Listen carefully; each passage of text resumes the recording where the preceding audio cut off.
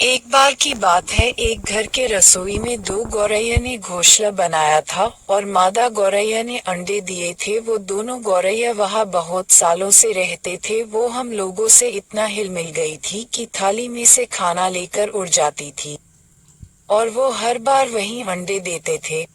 वो उस जगह को सुरक्षित मानते थे, इसलिए वे निश्चिंत होकर कहीं भी चले जाते थे।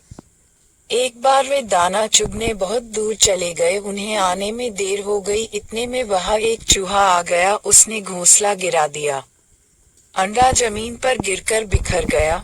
जब दोनों गौरैया वहां आए तो उन्होंने देखा कि अंडे जमीन पर बिखरे हैं। वे बहुत दुखी हो गए और रोने लगे। मादा गौरैया ने कहा, हम इस जगह को सुरक्षित मानते थे और बिना डर के कहीं भी चले जाते थे, पर ये जगह अब सुरक्षित नहीं है।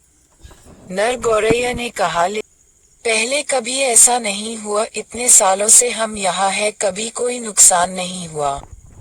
तभी मादा गौरैया ने चूहे को देखा। उसने कहा, ये इसी का काम है। अब हमें यहाँ नहीं रहना चाहिए। अब ये जगह हमारे लिए सुरक्षित नहीं है। अब हमें कहीं और चलाना चाहिए। वे दोनों उदास होकर वहाँ से चले गए और वे फिर कभी वापस नहीं आए।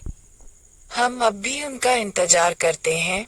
उस रसोई घर से हमने चूहे को भगा दिया, पर गौरैया अभी भी वापस नहीं आए। अब उस रसोई घर में एक बुलबुल रहती है, जो हमेशा मेरे घर में जाते ही मेरे सर के ऊपर से उड़ जाती है और फिर जल्दी ही वापस आ जाती है। बुलबुल बहुत अच्छी है, पर हमें उन दोनों गौरैया की याद आती है, क्योंकि वो जगह अब भी खाली है। बुलबुल ने अपना घोंसला दूसरी तरफ